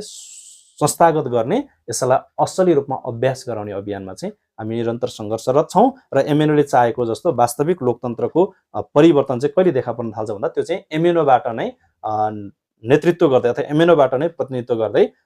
नीति निर्माण, तयार गर्ने ठाउँमा अथवा नीति निर्माण बनाउने ठाउँमा एमएनओको नेता नेतृत्व नपुगेसम्म चाहिँ असली रूपमा त्यो अभ्यास भएको देख्न सक्ने अवस्था चाहिँ बन्दैन। त्यसको लागि नेपालको सम्पूर्ण लोक समुदायले चाहिँ मङ्गोल नेसनल अर्गनाइजेसनका उम्मेदवारहरूलाई चुनावमा जिताउन चाहिँ एकदम अपरिहार्य छ। अवश्य पनि त्योभन्दा अरू विकल्प छैन। देशमा चाहिँ असली लोकतन्त्र, धर्मनिरपेक्षता र प्रान्तीयता चाहिँ लागू गराउनको निम्ति त्योभन्दा अरू विकल्प छैन भनेर भर्खर तपाईँले भन्नुभयो। जस्तो मङ्गोल नेसनल अर्गनाइजेसनले लोकतन्त्र, धर्मनिरपेक्षता र प्रान्तीयताको कुरा गरिरहँदाखेरि अब लोकतान्त्रिक समाजवादको कुराहरू पनि उठिरहेको सुन्छु। वास्तवमा लोकतान्त्रिक समाजवाद चाहिँ के हो त? यसलाई सरल भाषामा आम लोक समुदायले बुझ्ने गरी कसरी यसलाई परिभाषा गर्न सकिन्छ? यो चाहिँ जस्तै महामानव डाक्टर गोपाल गुरुङज्यूले पनि देशमा लोकतन्त्रको निमित्त सङ्घर्षरत रहने क्रममा नै उहाँले बताउनु भएको कुरा नै यही हो। हिजोको व्यवस्था चाहिँ कस्तो थियो भन्दा राजतन्त्रात्मक व्यवस्था थियो, प्रजातन्त्रभित्र समाजवाद खोज्ने अवस्था थियो, कोही साम्यवाद खोज्ने अवस्था थियो। महामानव डाक्टर गोपाल गुरुङज्यूले चाहिँ लोकतन्त्रभित्र मात्रै समाजवाद हुन्छ भन्ने कुरालाई चाहिँ उहाँले चिरफार गर्दै त्यही कुरालाई अगाडि राख्नु भयो। हिजोको व्यवस्था र हिजोको परिस्थिति देशमा के थियो भन्दाखेरि चाहिँ यहाँनिर रिलेटेड टु चाहिँ रोयल फ्यामिलीको रूपमा अथवा चाहिँ यो चाहिँ केवल चाहिँ तानाशाहीहरूको चाहिँ प्रतिनिधित्वको रूपमा तानाशाहीहरूसँग सम्बन्ध जोडिने हिसाबले चाहिँ त्यो व्यवस्था लागू भएको थियो भने महामानव डाक्टर गोपाल गुरुङज्यूले चाहिँ कस्तो खालको परिवेश निर्माण गर्न खोज्नुभयो भन्दा रिलेटेड टु पब्लिक, त्यो चाहिँ प्रत्यक्ष रूपमा चाहिँ जनतासँग सम्बन्धित र जनतासँग जोडिएको हुनुपर्छ भन्ने कुरा चाहिँ उहाँले उजागर गर्न खोज्नुहुन्थ्यो। यस कारणले समाजवाद चाहिँ कहाँ हुन्छ भन्दा त्यो लोकतन्त्रमा हुन्छ, किन रिलेटेड टु पब्लिक भन्ने कुरा चाहिँ त्यो लोकतन्त्रमा मात्रै सम्भव हुन्छ। तर जस्तो के अरे नेपाली काङ्ग्रेसले त फेरि राजतन्त्रमा पनि समाजवाद खोजिरहेको अवस्था थियो नि। त्यो त उहाँहरूको देख्ने नजर, उहाँहरूले हेर्ने चाहिँ त्यो एक खालको चाहिँ गन्तव्य र उहाँहरूको बुझाइमा भर पर्ने कुरा हो। यो त नेपालको नागरिकहरू भनेको राजनीतिक चेतना छैन, जे भन्दै पनि मानिहाल्छ, जसो भन्दै पनि मानिहाल्छ भन्ने हिसाबले उहाँले भनिदिएको कुरा मात्रै हो त्यो होइन। त्यो त नेपालको नागरिकहरूको चेतनामा हिजोको दिनमा जति बेला नेपाली कङ्ग्रेसले चाहिँ प्रजातान्त्रिक समाजवादको नारा लगाए, देशमा प्रजातन्त्रभित्र समाजवाद हुन्छ भन्ने कुरा नारा लगाउने बेलामा देशको नागरिकहरू त्यो लेभलमा तयार भइसकेको अवस्थै थिएन कि प्रश्न गर्न सक्ने हैसियत भएको मान्छे नै थिएन नि त, कि प्रजातन्त्रमा समाजवाद हुँदैन भनेर क्वेसन गर्न सक्ने मान्छे जन्मिसकेको अवस्था थिएन नि त। प्रजा भनेको राजा रहेको देशमा प्रजा हुन्छ, प्रजातन्त्र भनेको राजा सहितको प्रजा रहेको तन्त्र भन्ने चाहिँ त्यसले चाहिँ एउटा खालको व्याख्या गर्छ। र त्यो प्रजातन्त्र भनेकै त्यो चाहिँ रिलेटेड टु रोयल फ्यामिली हुन पुग्छ। त्यो भने त्यसको सम्बन्ध चाहिँ कोसँग हुन्छ भन्दा त्यो चाहिँ राजा र राजतन्त्रात्मक राजघरानासँग, राज परिवारसँग मात्रै त्यसको सम्बन्ध हुन्छ। त्यस कारणले गर्दाखेरि राज परिवारसँग सम्बन्ध हुने ठाउँमा नै त्यहाँनिर चाहिँ समाजको चाहिँ समाजवादको परिकल्पना गर्न सक्ने अवस्था बन्दैन। यस कारणले गर्दाखेरि एमएनओको संस्थापक प्रेसिडेन्ट महामानव डाक्टर गोपाल गुरुङज्यूले चाहिँ के देखाइदिनु भयो त भन्दाखेरि समाजवाद चाहिँ कहाँनिर हुन्छ भन्दा त्यहाँ चाहिँ जनताको प्रत्यक्ष उसको संलग्नता भएको ठाउँमा। त्यो चाहिँ कहाँनिर हुन्छ भन्दा त्यो चाहिँ रिलेटेड टु पब्लिक भनेको नै रिपब्लिकन हो। रिलेटेड टु पब्लिकबाट रिपब्लिकन भयो, त्यो रिपब्लिकन भनेको लोकतन्त्र हो र लोकतन्त्रमा मात्रै समाजवाद हुन्छ भन्ने कुरा चाहिँ गोपाल गुरुङले चाहिँ अथवा चाहिँ एमएनओको फाउन्डर प्रेसिडेन्टज्यूले चाहिँ त्यसलाई देखाएर जानुभएको अवस्था छ। यस कारणले गर्दाखेरि अहिलेको नेपालमा चाहिँ मङ्गोल नेसनल अर्गनाइजेसनले अहिले चाहिँ नारा लगाउँदै आएको कुरा, हामीले भन्दै आएको कुरा चाहिँ नेपालमा लोकतान्त्रिक समाजवादको चाहिँ एउटा व्यवस्था स्थापना गर्न मात्रै अगाडि बढ्न सकिन्छ। देश अहिले त कता गइराखेको छ भन्दा देश त अहिले त पुँजीपति वर्गको चाहिँ हातमा होइन, पुँजीवादी व्यवस्थालाई चाहिँ अवलम्बन गर्न खोज्ने होइन, देशको चाहिँ विभिन्न चाहिँ कम्युनिस्ट राजनीति गरेर आउने भन्ने मान्छेहरूले साम्यवादी विचारधारा भने तापनि, समाजको निमित्त लड्छौँ भने तापनि, सर्वहारा जनताको निमित्त लड्छौँ भने तापनि देश चाहिँ अहिले कता गइराखेको छ भन्दा चाहिँ पुँजीवादतिर लान खोजिराखेको छ। देशको धनी मान्छेहरूले देशमा भएका उद्योग धन्दा कल कारखानाहरूलाई चाहिँ पूर्ण रूपमा ध्वस्त बनाउँदै लाने, यसलाई बन्द गर्दै लिएर जाने र देशको चाहिँ उच्च वर्ग कहलिएका, देशको चाहिँ शासक कहलिएका र देशमा चाहिँ यो धनी वर्ग कहलिएका मान्छेहरूले चाहिँ के गर्दैछन् भन्दा देशमा भएका उद्योग धन्दा कल कारखानाहरूलाई पूर्ण रूपमा अन्त्य गरेर चाहिँ सबै कुरा विदेशबाट इम्पोर्ट गरिसकेपछि उसले चाहिँ त्यहाँनिर के देखाएको छ भन्दा त्यो सबै कुरा नेपालमै उत्पादन भयो भनेदेखि त नेपालमा प्रोडक्सन भएको कुरा यहीँका मान्छेले त्यसलाई चाहिँ कन्ज्युम गर्ने कुरा आयो। हामीले चाहिँ कन्ज्युम गर्न नसकेको कुरालाई फेरि त्यसलाई चाहिँ हामीले बाहिरी मुलुकमा, दोस्रो तेस्रो मुलुकमा चाहिँ हामीले यसलाई चाहिँ फेरि एक्सपोर्ट गरेर त्यहाँबाट चाहिँ नाफा कमाउने कुरा आयो। देश पनि विकसित हुँदै अगाडि बढ्ने कुरा आयो र त्यो प्रोडक्सन गर्नको निमित्त त्यो चाहिँ उद्योग धन्दा कल कारखानामा काम गर्ने नेपालकै सबै नागरिकहरू चाहिँ एउटा खालको चाहिँ यो आर्थिक हिसाबले पनि होइन एउटा खालको चाहिँ गरिबीपनबाट चाहिँ उन्मुक्ति पाउँदै अगाडि बढ्ने एउटा परिदृश्य देखेको कारणले गर्दाखेरि पनि अहिले चाहिँ शासकहरूले के गर्दैका छन् भन्दा नेपालभित्र चाहिँ भएका खुलेका उद्योग धन्दा कल कारखानालाई पूर्ण रूपमा बन्द गर्दै लाने होइन, त्यहाँनिर चाहिँ एक खालको चाहिँ इनर्जाइज गर्ने काम होइन, इन्करेज गर्ने काम चाहिँ गर्दै नगर्ने, आवश्यक पर्ने कुरा सबै विदेशबाट चाहिँ किनेको जस्तो होइन। त्यसो गर्दाखेरि त के हुन्छ भन्दा त्यहाँनिरको चाहिँ उच्च पदस्थ कर्मचारीदेखि लिएर त्यहाँनिर चाहिँ संलग्न रहेका धनी वर्ग भनिएका चाहिँ जुन अहिलेका देशका शासकहरू छन्, उनीहरूले चाहिँ नाफामा चाहिँ त्यहाँनिर कमिसनमा चाहिँ त्यहाँनिर आफ्नो चाहिँ स्वार्थ पुरा गर्ने काम गरिराखेको कारणले गर्दाखेरि पनि देश चाहिँ अहिले पुँजीवादतर्फ नदेखिने हिसाबले होइन चाहिँ यो चाहिँ षड्यन्त्रपूर्ण ढङ्गबाट भित्री हिसाबले चाहिँ यसलाई पुँजीवादतिर लिएर जाने र नागरिकहरूलाई चाहिँ फेरि कहाँनिर थच्याउने भन्दा गरिबलाई गरिब बनाएको बनाइ गर्ने, धनीलाई फेरि धनी बनाएको बनाइ गर्ने एउटा खालको षड्यन्त्रमा लगिरहेका छ। यस कारणले गर्दाखेरि पनि मङ्गोल नेसनल नाइजेसनले चाहिँ देशमा लोकतान्त्रिक समाजवाद व्यवस्था मार्फत मात्रै त्यहाँनिर चाहिँ धनीको कुरा पनि आएन, गरिबको कुरा पनि आएन। लोकतान्त्रिक समाजवाद चाहिँ कस्तो किसिमको व्यवस्था हो त? यसलाई सरल भाषामा लोकतान्त्रिक समाजवाद व्यवस्थाभित्र त मैले अघि पनि जोडिहालेँ, यो चाहिँ रिलेटेड टु पब्लिक भनेपछि जनताबाट प्रत्यक्ष रूपमा होइन समाजसँग चाहिँ प्रत्यक्ष रूपमा जोडिएर जाने शासन व्यवस्था भएको कारणले गर्दाखेरि पनि मङ्गोल नेसनल नाइजेसनले चाहेको अहिलेको जुन लोकतान्त्रिक समाजवाद व्यवस्था छ यसले चाहिँ के गर्छ भन्दाखेरि लोकतान्त्रिक समाजवाद मार्फत चाहिँ देशको सबै नागरिकहरूले प्राप्त गर्नुपर्ने उसको राजनैतिक अधिकार, उसको आर्थिक अधिकार, उसको शैक्षिक अधिकार, उसको धार्मिक अधिकार, उसको सामाजिक तथा सांस्कृतिक अधिकारको पनि पूर्ण ग्यारेन्टी गर्दै देशभित्र नै उद्योग धन्दा कल कारखानाको सृजना गर्ने कुराहरूमा होइन देशभित्रकै सबै नागरिकहरूलाई चाहिँ उत्पादनशील क्षेत्रमा चाहिँ क्रियाशील गराउने कुरामा लगायत चाहिँ विश्वभरि चाहिँ यता नेपालमा रहेका चाहिँ सबै नागरिकहरूलाई चाहिँ उत्पादनशील क्षेत्रमा चाहिँ अब्बल भएर अगाडि बढाइसकेर त्यसमा चाहिँ क्रियाशील बनाएर चाहिँ देशभित्र उत्पादन हुने चाहिँ उत्पादित चाहिँ वस्तुहरूलाई चाहिँ निर्यात गर्दै त्यसबाट चाहिँ आय आर्जन हुने कुराहरूबाट उनीहरू पनि चाहिँ देशमा रहेका गरिब निमुखा बनाएर राख्न खोजेका जुन तल्लो तहका नागरिकहरू छ उनीहरू पनि धनी हुने कुरा,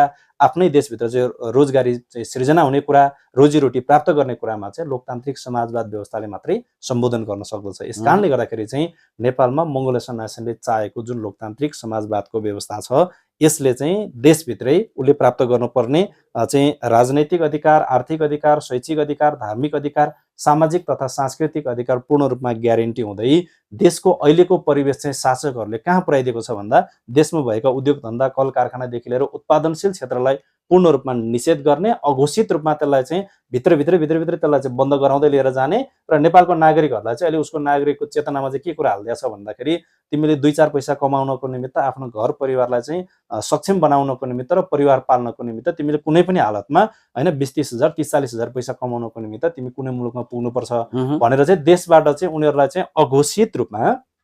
देशका चाहिँ अहिलेको चाहिँ युवा पुस्ताहरूलाई रोजगारीको सिलसिलामा अर्काको देशमा बेच्ने र देशमा चाहिँ केवल धनी कहलिएका चाहिँ केही चाहिँ सीमित वर्गका मान्छेहरू मात्रै त्यो चाहिँ अघोषित पुँजीवादी व्यवस्था मार्फत उनीहरू चाहिँ फेरि धनी हुने अभियानमा गइराखेका छन्। यसलाई पूर्ण रूपमा निस्तेज पार्दै देशभित्रबाट चाहिँ पछिल्लो समयमा र चाहिँ देशमा अहिले चाहिँ एउटा खालको चाहिँ ठुलो समस्याको रूपमा विकसित हुँदै आइराखेको जुन एउटा बेरोजगारीको समस्या भनेर देखाइराखेको छ कृत्रिम रूपमा, त्यो समस्यालाई पूर्ण रूपमा अन्त्य गर्दै देशभित्रै रोजगारीको सृजना गर्ने र उत्पादनशील क्षेत्रमा चाहिँ देशको नागरिकहरूलाई त्यो क्षेत्रमा सक्रिय बनाएर लाने एउटा व्यवस्था नै मङ्गोल नेसनल नाइजेसन अहिले चाहेको चाहिँ लोकतान्त्रिक समाजवादको व्यवस्था हो। यो लोकतान्त्रिक समाजवाद व्यवस्थाले चाहिँ जस्तो धनी र गरिब बीचको जुन त्यो एउटा अन्तर छ त्यसलाई पनि एकदम लेभलमा ल्याउँछ, एक लेभलको बनाउँछ भनेर चाहिँ विभिन्न व्यक्तिहरूले भनिरहेको अवस्था छ। यसले चाहिँ यो व्यवस्थाले कसरी धनी र गरिब बीचको जुन त्यो एउटा भिन्नता छ त्यसलाई चाहिँ कसरी देशमा सुरुवात भएको धनीहरू धनी भएको भई गर्ने, गरिबहरू गरिब भएको भई गर्ने, धनी र गरिब बीचको त्यो दूरी चाहिँ एकदम फाटिलो बनाउने काम चाहिँ केले गर्यो भन्दा देशमा उत्पादनशील क्षेत्रमा सक्रियता नदेखाउने, त्यता लगानी गर्दै नगर्ने र देशको गरिब चाहिँ बनेर एउटा खालको चाहिँ देशमा अहिले चाहिँ बेरोजगारीको कृत्रिम समस्या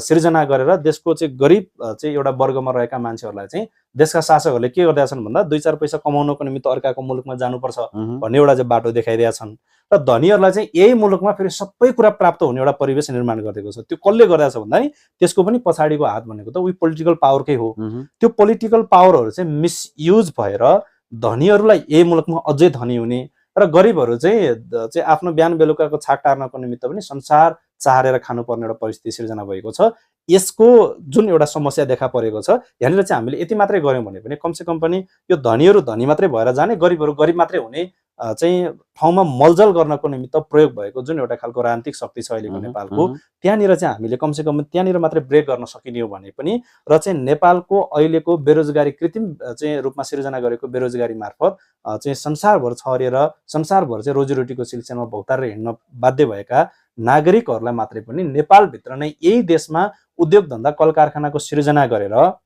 आफ्नै मुलुकमा चाहिँ रोजीरोटीको सिर्जना गर्यो भने मात्रै पनि गरिब भएर अर्काको देशमा चार्ने मान्छे आफ्नै मुलुकमा उत्पादनशील क्षेत्रमा कार्यरत रहन थाल्छन् र धनी नै धनी भएर पुगिराख्ने मान्छेहरू पनि उसले त अहिले किन कसरी धनी भएको छन् भन्दाखेरि जस्तै एकजना नेपालको एउटा नागरिक ऊ चाहिँ साउदी, कतार, मलेसिया, दुबई पुगेर चाहिँ मासिक रूपमा उसले 40-50 हजार कमाउनको निमित्त अर्काको देशमा गएर उसले सङ्घर्ष गर्छ, उसले त्यहाँनिर गएर पसिना चुहाउँछ, मेहनत गर्छ, मजबुरी गर्छ, त्यहाँबाट गएर चाहिँ उसले नेपाल आउने बेलामा उसले 4-5 लाख, 8-10 लाख, 15-20 लाख रुपियाँ पैसा कमाएर नेपाल आउँछ। नेपाल आइसकेपछि उसको अब अवस्था कस्तो बन्छ भन्दा गाउँ समाज परिवेश त्यस्तै हुन्छ। गाउँ समाज परिवेशले भनिदिइसके पछाडि उसले चाहिँ साउदी, कतार, मलेसिया, दुबई पुगेर कमाएको करिब करिब त्यो 5-10 लाख, 15-20 लाख रुपियाँ पैसा लिएर नेपाल आएर अब एउटा आफ्नो छुट्टै आवास बनाउनु पर्छ भनेर एउटा घर बनाउने बेलामा उसले फेरि घर बनाउने बेलामा त्यो घरको निमित्त आवश्यक पर्ने चाहिँ जुन उसको चाहिँ सामानहरू हो, मेटेरियलहरू हो, त्यो सामान किन्ने बेलामा फेरि उसले के गर्नु पर्यो भन्दाखेरि नेपालमा बनेको सामान केही पनि हुँदैन, यहाँनिर सिमेन्ट बाहिरबाट इम्पोर्ट गरिराखेको हुन्छ। अनि घर बनाउनको निमित्त प्रयोग हुने चाहिँ त्यहाँनिरको डन्डीहरू पनि उतै बाहिरबाट नेपाल चाहिँ इम्पोर्ट भइराखेको अवस्था हुन्छ। उसले उताबाट कमाएर ल्याएको पैसा फेरि त्यही व्यापारीले के गरिराख्छ भन्दा 2-4 पैसा कमिसन लिएर उसले उतैबाट कमाएर ल्याएको पैसा फेरि उतै पठाउने एउटा खालको बाटो निर्माण गरिराखेको अवस्था हुन्छ। यसले चाहिँ के गर्यो भन्दा गरिब मान्छेले जति कमाए पनि उसको पैसा गएको गई हुन्छ।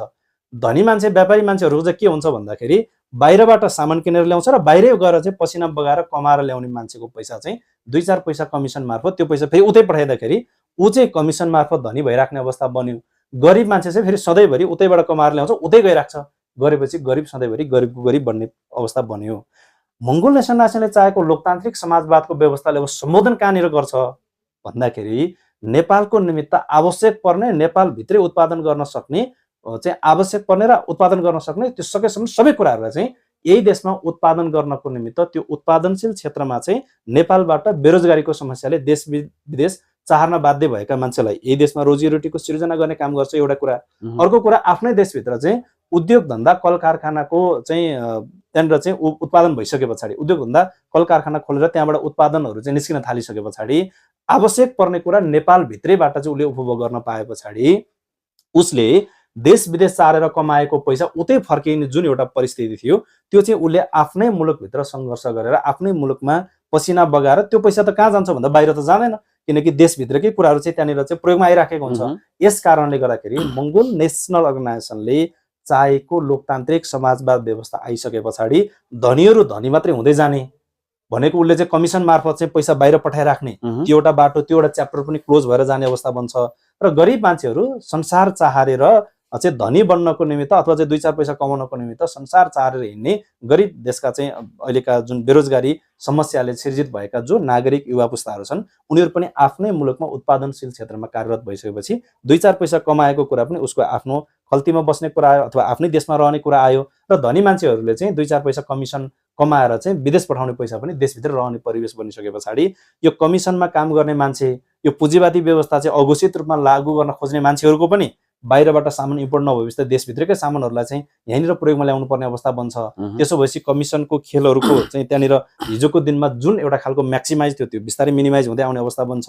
त्यसले चाहिँ के गर्छ भन्दा त्यहाँनिरबाट चाहिँ धनीहरू पनि अघोषित रूपमा चाहिँ जुन हिसाबले धनी भइराखेको छ त्यो पनि एउटा लेभलसम्म चाहिँ एउटा हदसम्म चाहिँ त्यो पनि कन्ट्रोल हुने, त्यो पनि संरक्षित हुने अवस्था बन्छ र गरिबहरू चाहिँ जति कमाउँछु, जति चाहिँ म धनी बन्छु भनेर सङ्घर्ष गरेको भए तापनि अहिलेको परिवेश र अहिलेको परिस्थितिले चाहिँ गरिबको गरिबै बनाउने जुन एउटा परिवेश छ त्यसको नै अन्त्य गरेर आफ्नै मुलुकमा, आफ्नै देशमा, आफ्नै देशभित्र चाहिँ रोजीरोटी अथवा रोजगारीको सिर्जना भएर उत्पादनशील क्षेत्रमा कार्यरत बनिसके पछाडि चाहिँ यो धनी र गरिबको बिचको जुन एउटा खाडल हुन्छ त्यो चाहिँ बिस्तारै बिस्तारै पुरिँदै आएर त्यो दूरी चाहिँ छुटिँदै आउँछ भन्ने चाहिँ हाम्रो बुझाइ हो। यसकारणले गर्दाखेरि लोकतान्त्रिक समाजवादले मात्रै त्यो कुराको चाहिँ सम्बोधन गर्न सक्छ भन्ने चाहिँ अहिलेको हाम्रो बुझाइ। एकदमै गरिब जनताहरूलाई पनि अलिकति माथि उठाउन सक्ने किसिमको शासन व्यवस्था लोकतान्त्रिक समाजवाद जस्तो चाहिँ एकदमै राम्रो व्यवस्थाको जुन एउटा बाटो अप्नाएर अगाडि बढिरहेको छ, तर पनि जनताले साथ नदिरहेको अवस्था छ। अनि यसको कारण चाहिँ के हुन सक्ला? यसको कारक तत्त्व भनेको त हामीले देशको अहिलेको पछिल्लो समयमा सङ्गठनको ऐतिहासिक 6औं राष्ट्रिय महाधिवेशन सम्पन्न हुँदै गर्ने क्रममा नेपालको सुदूरपूर्वदेखि सुदूरपश्चिमसम्मको भूगोलहरू चाहिँ हामीले चाहिँ भूगोलकै अध्ययनको रूपमा चाहिँ हामीले भ्रमण गर्ने क्रममा त्यसलाई त अलिकति हामीले चाहिँ नजिकबाट चाहिँ हेर्ने क्रममा केही समस्याहरू त्यहाँनिर देखा पर्यो। त्यहाँनिर चाहिँ हामीले केही कुरा देख्ने अवस्था बन्यो। त्यो अहिलेको देशको अवस्था चाहिँ कस्तो बनाएको छ भन्दा नागरिकहरूले एमएनओलाई झट्ट चाहिँ निर्णय गरेर एमएनओको पक्षमा निर्णय गरेर एमएनओपट्टि चाहिँ ढल्किसक्ने अवस्था बन्न नदिनको निमित्त शासकहरूबाट चाहिँ त्यो भूमिका भइराखेको अवस्था छ। र अहिलेको हामीले भनेको जुन एउटा लोकतान्त्रिक समाजवाद मार्फतबाट मात्रै देशको सबै नागरिकहरू चाहिँ धनी र गरिब बिचको त्यो एउटा दूरी पनि छोटो हुने अवस्था बन्छ है, त्यो पनि घट्ने अवस्था बन्छ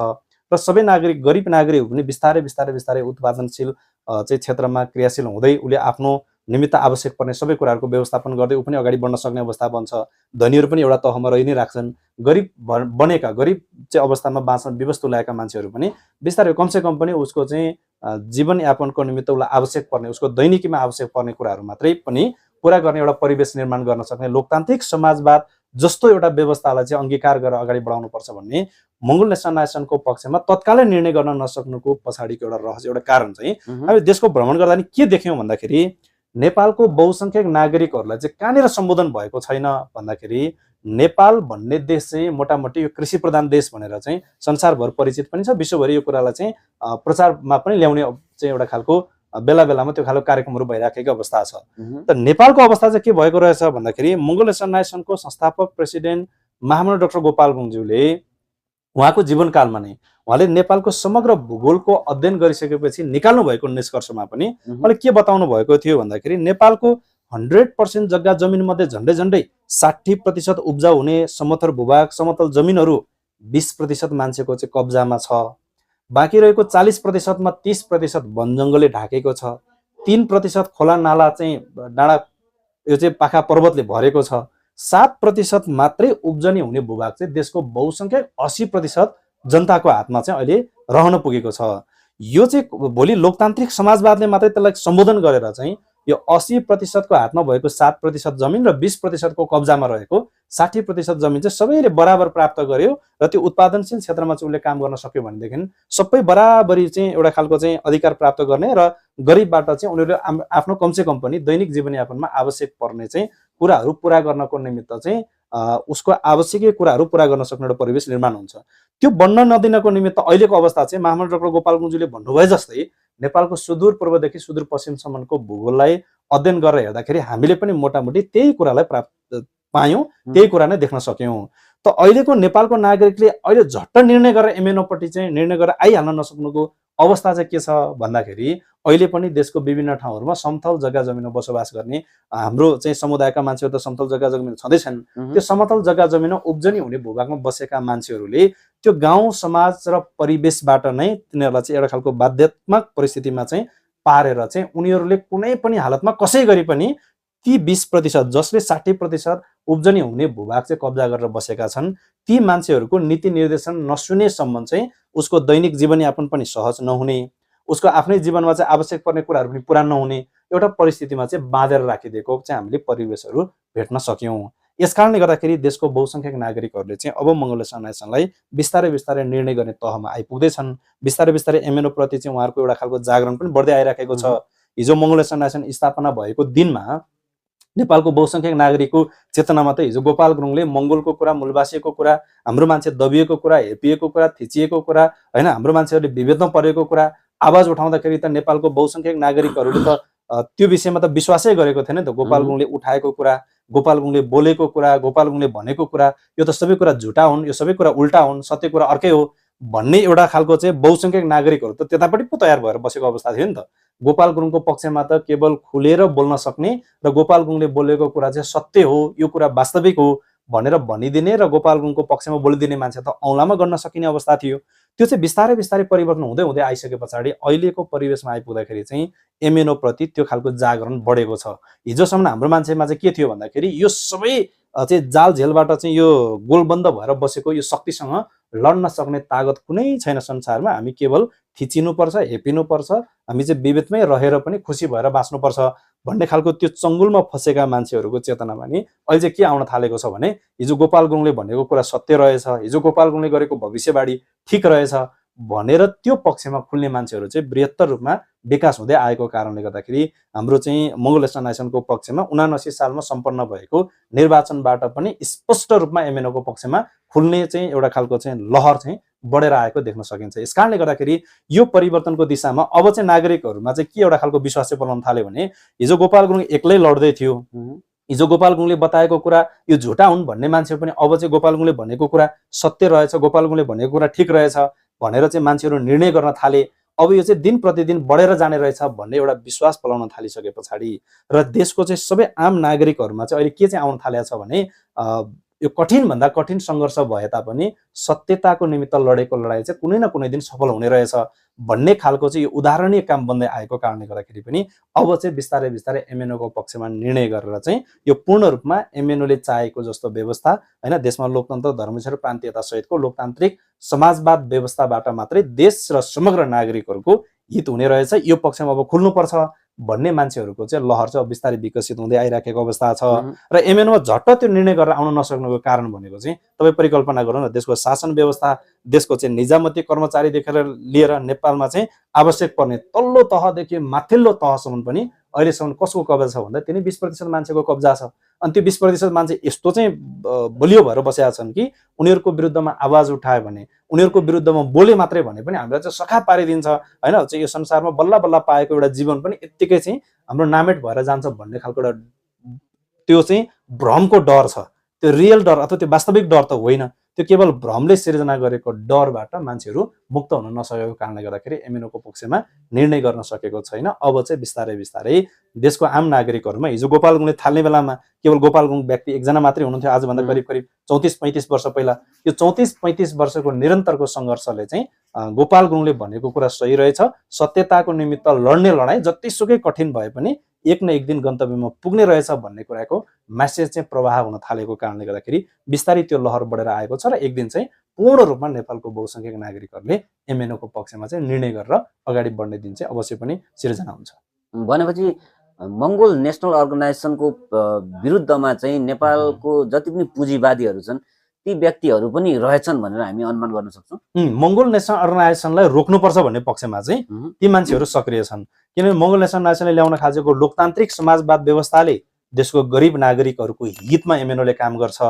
यी पुँजीवादी मान्छेहरूलाई चाहिँ पुँजीवादी मान्छेहरूको स्वार्थ र उनीहरूको उद्देश्य भनेको त सधैँभरि आफै मात्रै धनी हो, आफै मात्र बन्यौँ भन्ने मात्रै सोच्न हुन्छ। गरिब मान्छे चाहिँ त्यसको निमित्त लड्छ नि त। गरिब मान्छेले नै समग्र देशको हितको निमित्त र देशको पक्षमा लड्ने मान्छे त गरिब मान्छेहरू हो। धनी मान्छेहरू त के गर्छन् भन्दा उसलाई सजिलो छौन्जेलसम्म त्यो देशको नागरिकहरूबाट, त्यो देशको चाहिँ मानिसहरूबाट उसले आफूले प्राप्त गर्नुपर्ने स्वार्थ प्राप्त गर्नको निम्ति चुस्छ। जति बेला देशलाई अप्ठ्यारो परिस्थिति सिर्जना हुन्छ त्यति बेला त उसले त देश छोडेर अर्कै मुलुकतिर गएर बस्छ, दोस्रो तेस्रो मुलुकमा पुगेर जुन ठाउँमा सजिलो हुन्छ उसलाई बस्नलाई त्यही ठाउँमा पुगेर बसिरहेको हुन्छ। यस कारणले गर्दाखेरि मङ्गोल नेसनल अर्गनाइजेसनले चाहिँ आफ्नो बेस नै के बनायो भन्दाखेरि लोकतान्त्रिक समाजवाद मार्फत चाहिँ देशको बहुसङ्ख्यक नागरिकको पक्षमा एमएनओ पूर्ण रूपमा खुलेर चाहिँ सङ्घर्षरत रहेको कारणले गर्दाखेरि चाहिँ एमएनओलाई रोक्नको निमित्त त्यो पुँजीवादी सोच भएका, पुँजीवादी चाहिँ स्वार्थ राख्ने मान्छेहरू त एमएनओको विरुद्धमा त हिजोको दिनमा पनि थिए, आज पनि छ, भोलि पनि रहन्छन्। किन रहन्छन् भन्दाखेरि एमएनओ चाहिँ गरिबहरूको पक्षमा लड्ने सङ्गठन भयो। अनि गरिबहरूलाई चाहिँ धनी बनाउने अभियानमा लाग्दै भने त धनीहरू त फेरि अझ धनी बन्ने अवसर त प्राप्त गर्दैन नि त। यस कारणले गर्दाखेरि पुँजीवादी सोच बोक्ने मान्छेहरू चाहिँ एमएनओलाई चाहिँ रोक्नुपर्छ भन्ने पक्षमा त उनीहरू स्पष्ट रूपमा खुलेर नभने तापनि भित्री रूपमा त्यसरी चाहिँ उनले काम गरिराखेका हुन्छन् भन्ने त हाम्रो ठम्मी नै हो। पुँजीवादी चिन्तन भएका व्यक्तिहरू चाहिँ नेपालको कुन समुदायका व्यक्तिहरू छन् होला? होइन, यसलाई त हामीले स्पष्ट रूपमा बुझ्न सक्छौँ नि। मान्छे पुँजीवादी चाहिँ सोचमा पुग्नको निमित्त त उसलाई राजनीतिक रूपमा पनि संरक्षण चाहियो होला, त्यहाँनिर उसलाई चाहिँ आर्थिक रूपमा, धार्मिक रूपमा, शैक्षिक रूपमा, सामाजिक तथा सांस्कृतिक रूपमा यो सबै कुराको संरक्षण त कसले दिन सक्छ भन्दा त्यो पोलिटिकल पावरले दिन सक्छ नि होइन र? त्यो पोलिटिकल पावर अहिले जसको हातमा छ, जुन समुदायको हातमा छ, देशको पुँजीवादी सोच बोकेका मान्छे पनि तिनै समुदाय छन् भन्ने कुरा त हामीले स्पष्ट रूपमा बुझ्न सक्छौँ। यस कारणले गर्दाखेरि यो त्यत्रो ठुलो बहसको विषय होइन कि जहाँनिर पोलिटिकल पावर जसको पक्षमा हुन्छ त्यसैले चाहिँ त्यहाँनिर चाहिँ अवसर प्राप्त गर्ने हो नि त। अहिले चाहिँ नेपालमा के भयो भन्दा नेपालको पोलिटिकल पावर चाहिँ अहिले कसको हातमा बसिदियो भन्दाखेरि देशको बहुसङ्ख्यक नागरिक जस्तो सुकै बनुन्, देशको गरिब नागरिकहरू जस्तो सुकै परिस्थितिमा बाँचुन् तर हामी चाहिँ राम्रो बनिनुपर्छ भन्ने व्यक्तिवादी चिन्तन बोक्ने र सोच बोक्ने मान्छेको हातमा देशको पोलिटिकल पावर भएको कारणले गर्दाखेरि नै त्यो पुँजीवादी सोच र त्यो खालको स्वार्थ बोक्ने मान्छेहरूलाई चाहिँ उनीहरूले सहयोग गरिराखेको देख्न सक्छौँ। यस कारणले गर्दाखेरि हामीले स्पष्ट रूपमा के बुझ्न सक्छौँ र बुझ्नुपर्छ भन्दाखेरि यसलाई बहस नगरिकन हामीले सामान्य हिसाबले के बुझ्नु पर्यो भन्दा देशको अहिलेको राजनीतिक सत्ता जुन समुदायको हातमा छ, पुँजीवादी चाहिँ सोच र पुँजीवादी समाज पनि त्यही समुदायमा छ भन्ने कुरा स्पष्ट रूपमा बुझ्न सक्छौँ। हस् रुन्जेनजी, यहाँको एकदमै महत्त्वपूर्ण समय आजको यस कुराकानीको निम्ति उपलब्ध गराइदिनु भयो। यहाँलाई एकदमै धेरै धेरै धन्यवाद। हस्, तपाईँलाई पनि विशेष गरी सङ्गठनको भर्खरै सम्पन्न भएको ऐतिहासिक 6औं राष्ट्रिय महाधिवेशन पछाडि फेरि पनि एकपटक तपाईँको युगबोध अनलाइन टेलिभिजन मार्फत चाहिँ सङ्गठनको र यो राष्ट्रिय महाधिवेशन सम्पन्न भइसके पछाडि मेरो आफ्नै कुराहरू राख्ने एउटा फेरि पनि अवसर दिनुभएको, तपाईँलाई पनि विशेष धन्यवाद व्यक्त गर्न चाहन्छु।